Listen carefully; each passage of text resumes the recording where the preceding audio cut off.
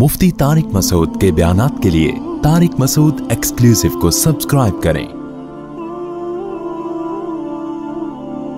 Tariq Masood exclusive.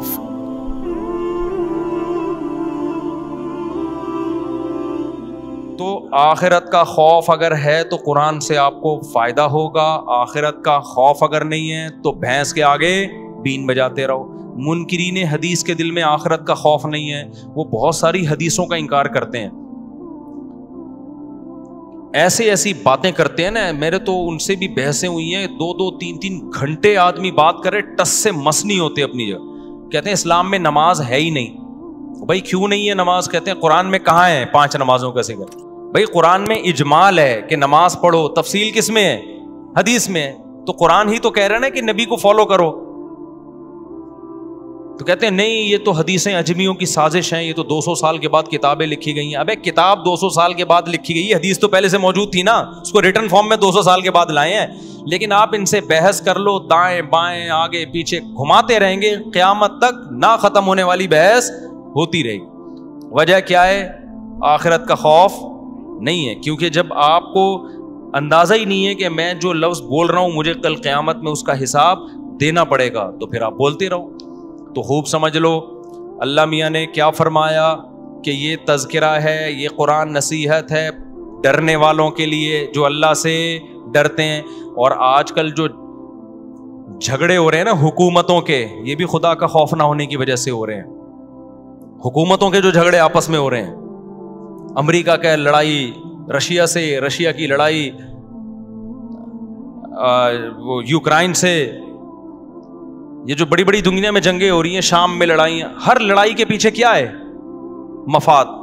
खुदा के सामने जवाबदही का खौफ नहीं। वरना कोई मुल्क जब किसी मुल्क पे अटैक करेगा तो जब उस मुल्क का सरबरा जब जंग की परमिशन देगा तो उसको पता नहीं इस परमिशन के बाद कितने इंसानों का खून खराबा होगा, कितनों के मुंह से निवाला छीना जाएगा। लेकिन क्या खुदा का खौफ होता है? नहीं होता ना। कहते कोई बात नहीं, अटैक करो। भैया आप अटैक कर रहे हो, किस बेस पे कर रहे हो आप अटैक? आप अगले के वसाइल पे कब्जा करने के लिए लाखों इंसानों को मौत की भेंट चढ़ा रहे हो।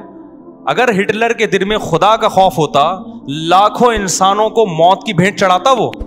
आप जर्मनी की आप हिस्ट्री पढ़ें, हिटलर ने जेल में बैठ के किताब लिखी, वो अपनी कौम को ना जंग पे आमादा कर रहा था। दलील ये थी कि हम जर्मन कौम है, हमने पूरी दुनिया पे हुकूमत करनी है। कौम परस्ती एक ऐसा गंध है जिससे इंसान फौरन मुतासिर होता है, फौरन, यानी असबियत और कौम परस्ती, लिसानियत। उसने कहा हम जर्मन कौम है, हमारी एक पहचान है, हमारी एक ज़बान है, हम बड़े काबिल लोग हैं, तो हमने दुनिया पे हुकूमत करनी है। वरना कोई इससे पूछता भाई तो अपना बॉर्डर क्रॉस करके दूसरे मुल्क पे किस बेस पे अटैक कर रहा है, क्यों हमला कर रहा है, उस पूछ सकते थे ना लोग। उसने जवाब दिया कि भाई दुनिया में ने ये काम किया, हम भी करेंगे ये काम। ये कोई दलील हुई? लेकिन कौम बातों में आ गई। क्यों?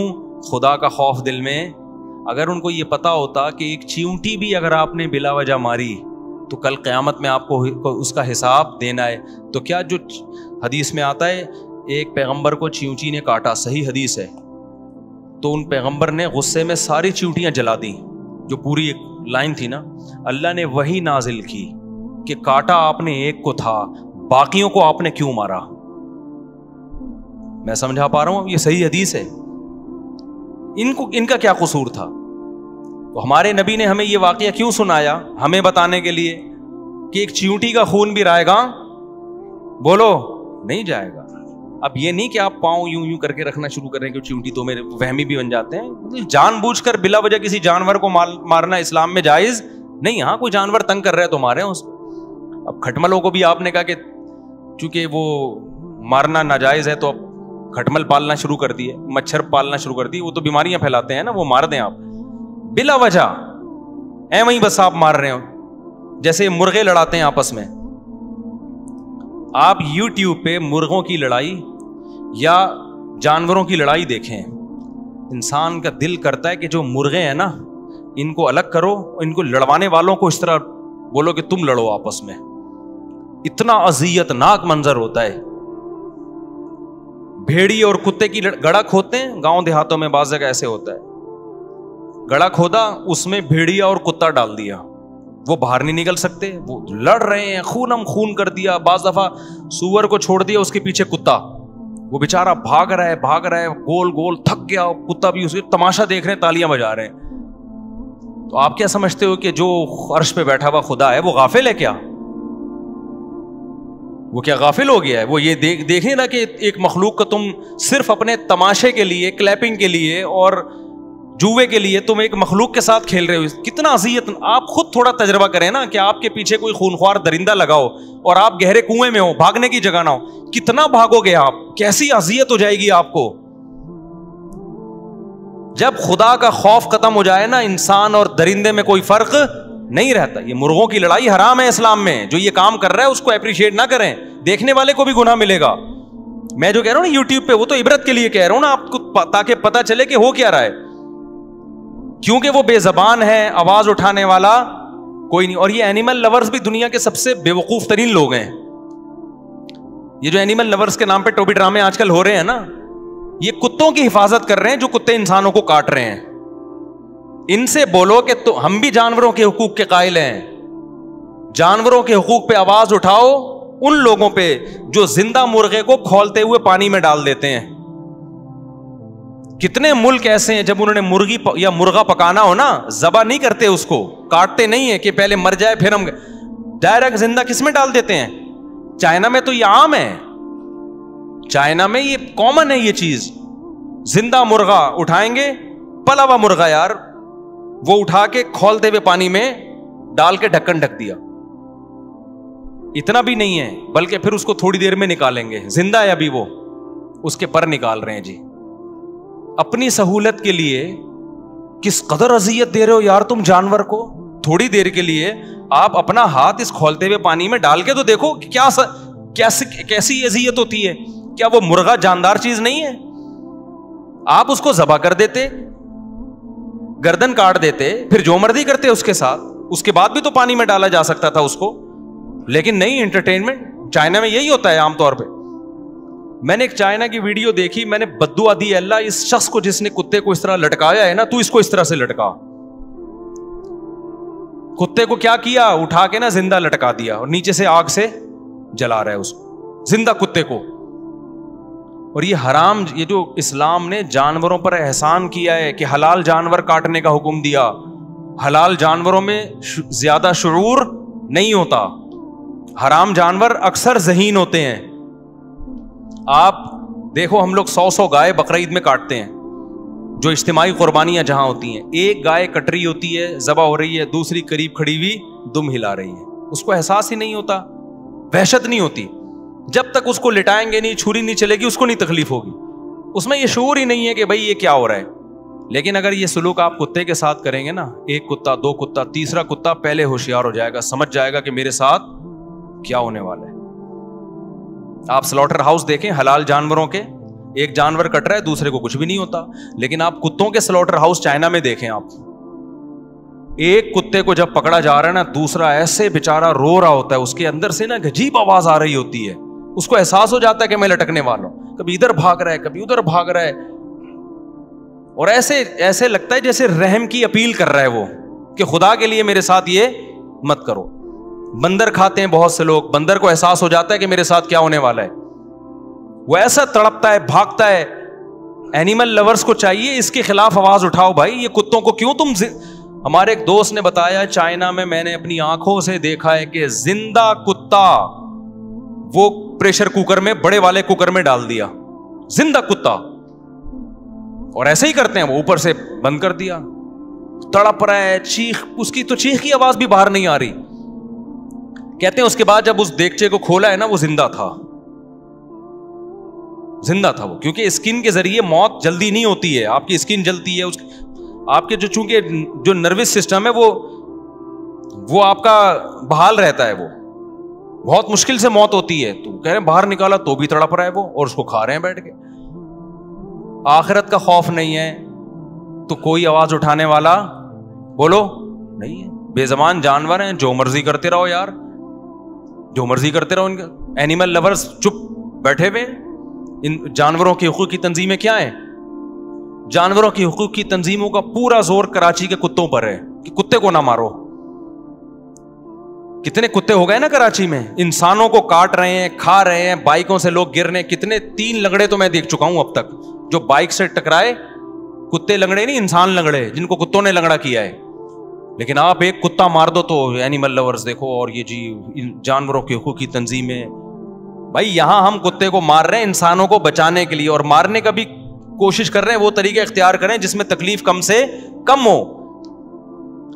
जब खुदा का खौफ नहीं होता तो बैनुल अक़वामी सतह पे भी बदमाशियां होती हैं मेरे भाई। जो इंसानी हुकूक के लिए सुबह शाम चीखते हैं, सबसे बड़े बदमाश वो होते हैं। चीखना आसान होता है, खुदा की कसम, इंसानों के हुकूक हो या जानवरों के हुकूक हो, जिसके दिल में खुदा का खौफ नहीं है वो हुकूक कभी भी अदा नहीं कर सकता। अगर आपको यह एहसास होगा ना कि कल क़यामत में मुझे जवाब देना है, तो आप इंसान पे भी रहम खाओगे, जानवर पे भी रहम खाओगे, अदरवाइज आपके दिल में रहम नहीं होगा।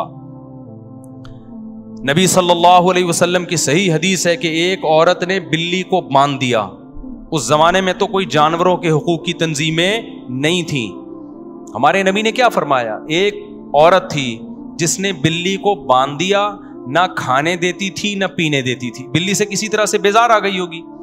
अब उलमा कहते हैं भाई बिल्ली अगर आपको तंग कर रही है, बेजार आ गए, तो मार दो उसको। मारना जायज है उसको, अगर आपको तंग कर रही है। नहीं कर रही तो फिर मारना भी जायज नहीं है। अगर आपके लिए मुसीबत बनी हुई है तो मार सकते हो आप उसको। अब क्या किया, उस औरत को तंग करती थी, उसने क्या, मार देती ना वो, उसने बांध दिया। अब बांध दिया तो ना वो खा रही है ना वो पी रही है, वो बेचारी भूख प्यास से बिल्ली तड़प तड़प के मर गई। अल्लाह को इतना गजब आया, हदीस में आते अल्लाह ने उसकी नेकियां बर्बाद करके उसको जहन्नम की आग में डाल दिया। समझ में आ रही है बात कि नहीं आ रही है? एक और हदीस नबी सल्लल्लाहु अलैहि वसल्लम ने फरमाई कि एक शख्स कुएं में उतरा, शदीद प्यासा था, शदीद प्यासा। तो कुएं में उतरा, उस शदीद, अरब की गर्मी भी बड़ी मशहूर है। तो जब वो बाहर आया ना कुएं से, उसने देखा प्यास की शिद्दत से एक कुत्ता कीचड़ चाट रहा है। अब आगे हदीस के अल्फाज बड़े जबरदस्त हैं। उस शख्स ने कहा कि जिस मुसीबत में मैं मुब्तला था ना थोड़ी देर पहले, प्यास की जो मुसीबत, उसी में कौन है? उसको एहसास हुआ कि ये मुसीबत हल्की मुसीबत नहीं है। तभी मैं कहता हूं ना, जो मुर्गे को या जानवर को डायरेक्ट कढ़ाई में डाल देते हैं, जरा अपना हाथ एक दफा उसमें डाल के देखें, फिर पता चलेगा कि जिस मुसीबत को मैं बर्दाश्त नहीं कर सकता एक सेकंड के लिए भी, उसमें मैं जानवर को कैसे डाल रहा हूं उस मुसीबत में मैं। कुछ लोगों के दिलों में, सीनों में दिल होता है। उस शख्स के सीने में दिल था। उसने कहा वैसे अगर गुजर जाता तो उसको एहसास ना होता, लेकिन चूंकि चंद सेकंड पहले उस प्यास में वो मुब्तला था। तो नबी सल्लल्लाहु अलैहि वसल्लम ने फरमाया कि उस शख्स ने सोचा कि जिस मुसीबत में मैं मुब्तला था उसमें ये कुत्ता मुब्तला है। वो गया, चमड़े के मोजे नहीं होते उस जमाने में, जो मोजे होते थे जिन पर मसा होता था, तभी हम अहले हदीस हज़रात से कहते हैं ये कपड़ों के मोजों पे मसा नहीं होता, ये नबी के दौर में होते ही नहीं थे। तो इनके बारे में हदीस तलाश करना ही गलत है। और ये जो हदीस में जौरबैन आया है, इससे वही खुफैन ही मुराद है, क्योंकि जौरब खुफैन पर भी इतलाक होता है और आम मोजों पर भी होता है। तो यहाँ वो वाले मोजे मुराद लेंगे ना जो होते थे उस दौर में। ये वाले मोजे थोड़ी तो यूं चढ़ाए और बूट पहन के निकल लिए। नबी के दौर में जो खुफैन होते थे या जो जौरब होते थे, वो होते थे जो जूतों की जगह इस्तेमाल होते थे। तो जिस मोजे का हदीस में तज़किरा ही नहीं है, उसमें मसा कहां से जायज हो गया? और उस पर हमें कह रहे होते हैं कि फर्क बताओ कि उस पे जायज है, इस पे जायज नहीं है। भाई ये खिलाफ क़यास है। कुरान ने पाँव धोने का हुक्म दिया है, जब धोने का हुक्म दिया तो मोजों पे कहीं भी किसी भी मसा नहीं होगा। तो जितना हदीस में साबित होगा उतना तो मसा जायज है, जो हदीस में है ही नहीं तो वो जायज कहां से हो गया? वो तो अपनी असल पे है।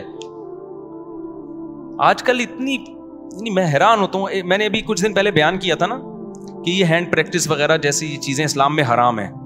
एक साहब ने बड़े लंबे कमेंट्स किए। उसने कहा मुफ्ती साहब आपका ना हदीसों पे मुताला बहुत कमजोर है, किसी हदीस में नहीं है जिसमें मुजजनी को नबी ने हराम करार दिया हो, हैंड प्रैक्टिस को हराम करार दिया, और इस बारे में जितनी हदीसें सारी ज़ईफ हैं।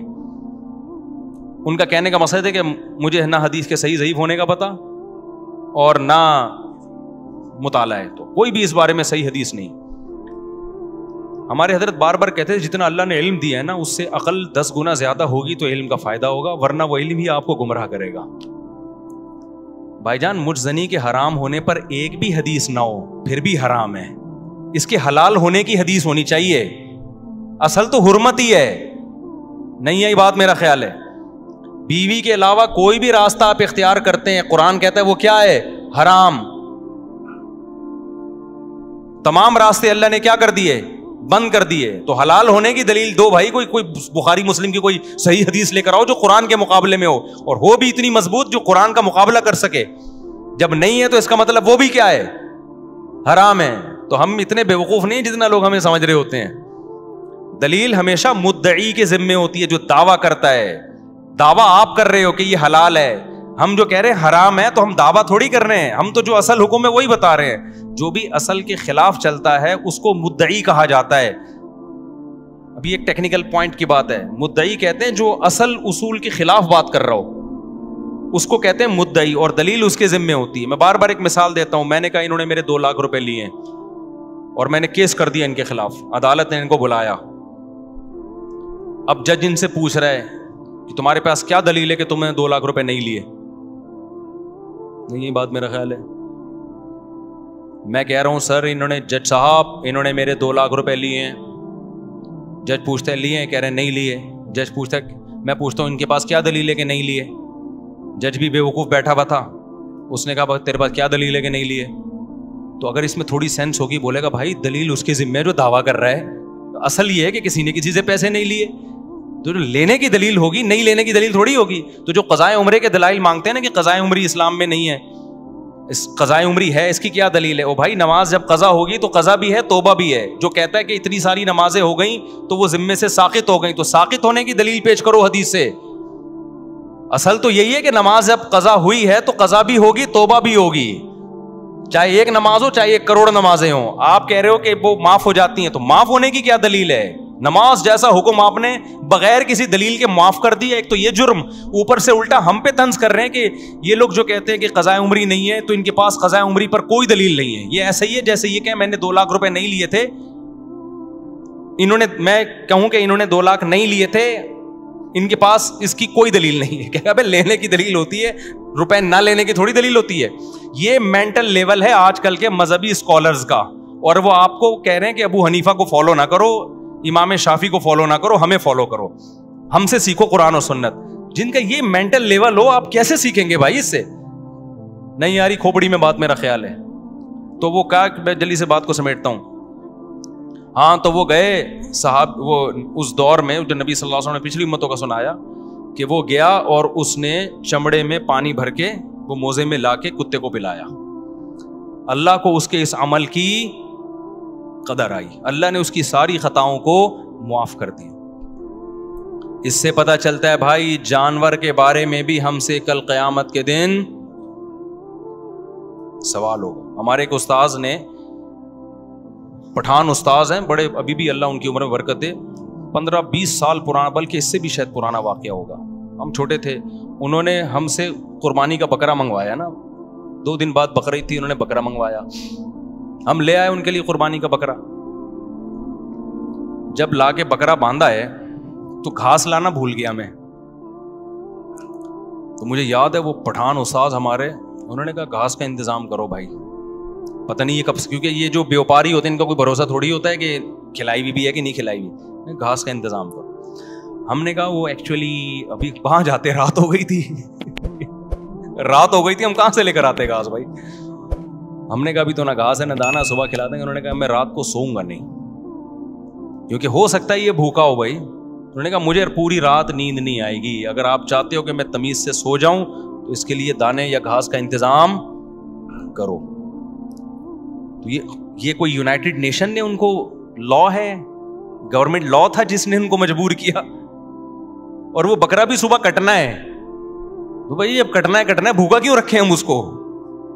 تو مجھے ان کا یہ بڑا عمل بڑا اچھا لگا. میں نے کہا دیکھو اللہ کا خوف جس کے دل میں ہوتا ہے وہ ایک ٹائم جانور کو نہیں بھوکا سونے دیتا, انسان تو دور کی بات. اور جس کے دل میں خدا کا خوف نہیں ہے وہ ویمن رائٹس اور ہیومن رائٹس پہ تقریریں بڑی لمبی لمبی کرے گا, بڑے قانون سازی, لیکن دنیا میں ان سے بڑے بڑے دہشت گرد ہیں نہیں. آپ عراق کے بچوں کو, ہزاروں بچوں کو بھوکا مار دیا, بم برسا کے اب افغانستان کا کیا حشر کیا, کیا کچھ دنیا میں ہو رہا ہے.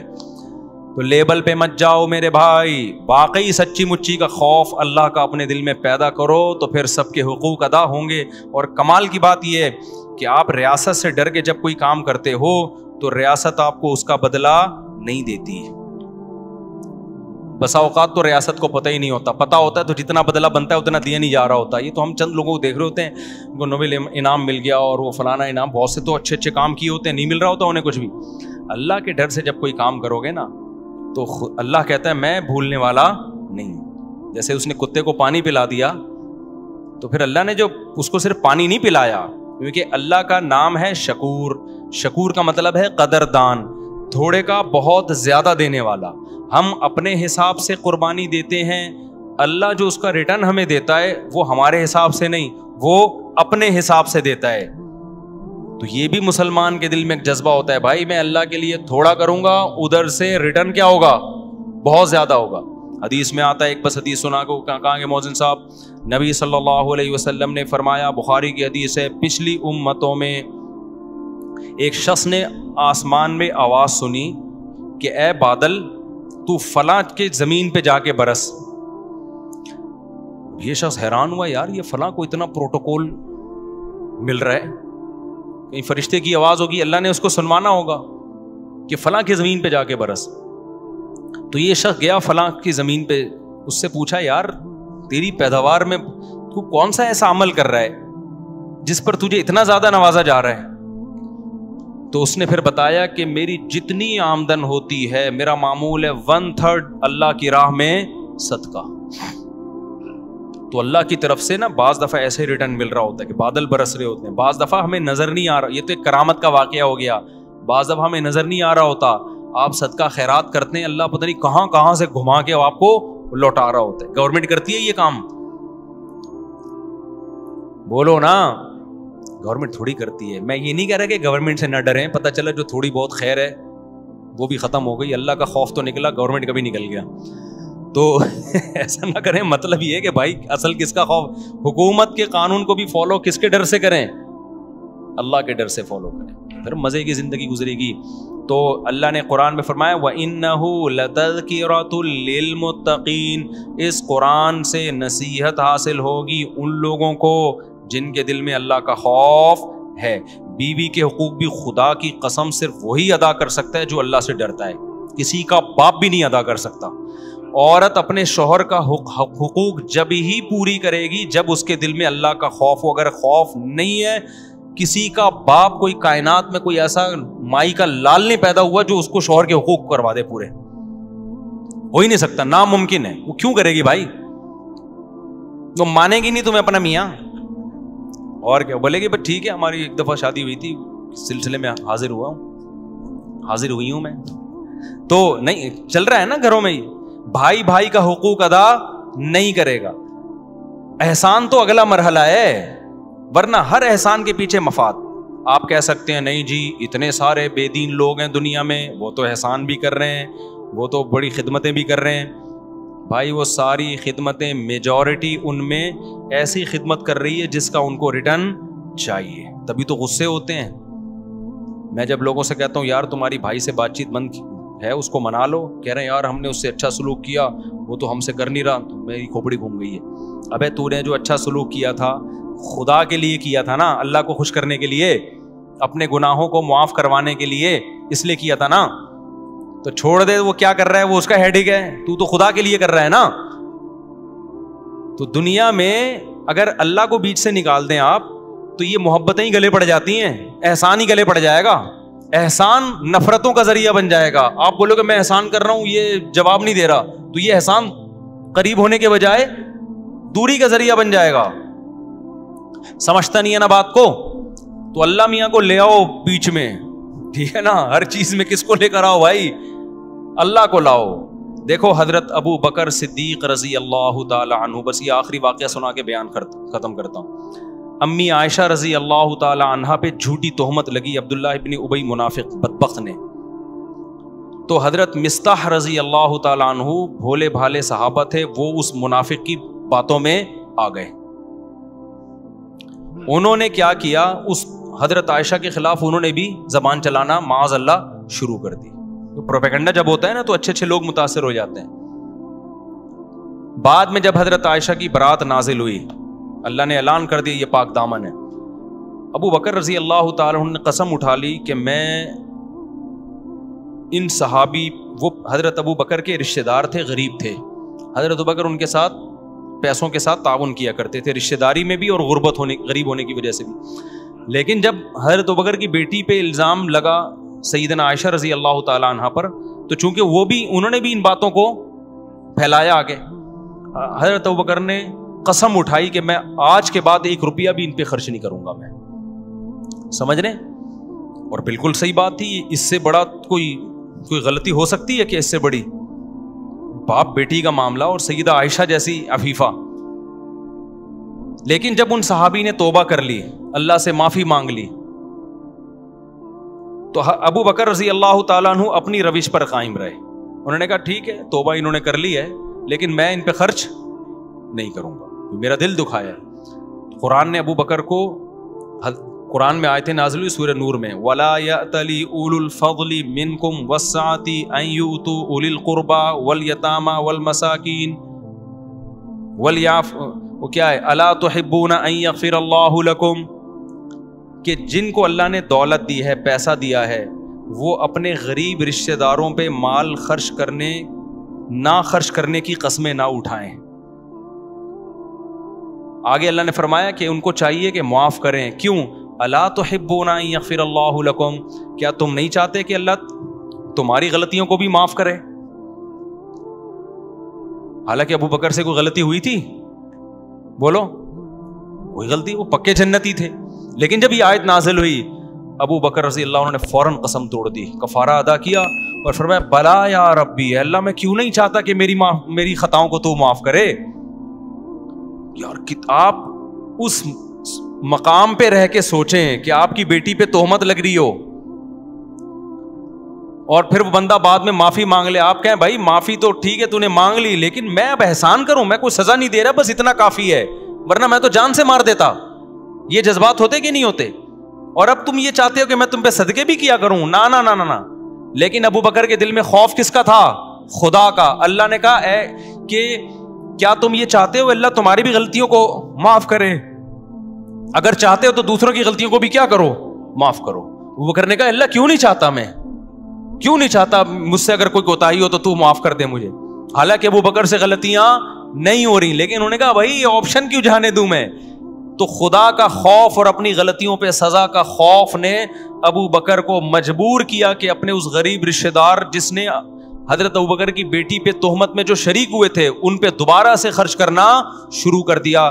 بتاؤ خدا کے خوف کے بغیر دنیا کا کوئی لا اور قانون اور کوئی کلچر, کوئی پرمپرا ایسی ہے جو ابو بکر کو دوبارہ مجبور کر سکتی تھی صدقہ کرنے پر؟ تو یہ بڑی بڑی نیکیاں جو انسان کرتا ہے نا, بڑے بڑے خیر کے کام, یہ صرف وہی لوگ کر سکتے ہیں جو اللہ کو مانتے ہیں, آخرت کو مانتے ہیں. جو نہیں مانتے باتیں بڑی بڑی کر سکتے ہیں, کام بڑے بڑے نہیں کر سکتے. وہ ابھی بھی سمجھ میں نہیں آ رہا تو پھر جیسے ہیں ویسے ہی چلتے رہیں, ٹھیک ہے نا. اللہ تعالیٰ سب کی اچھے کی رپورٹ رکھے اور ہم سب کو عمل کی توفیق عطا فرمائے.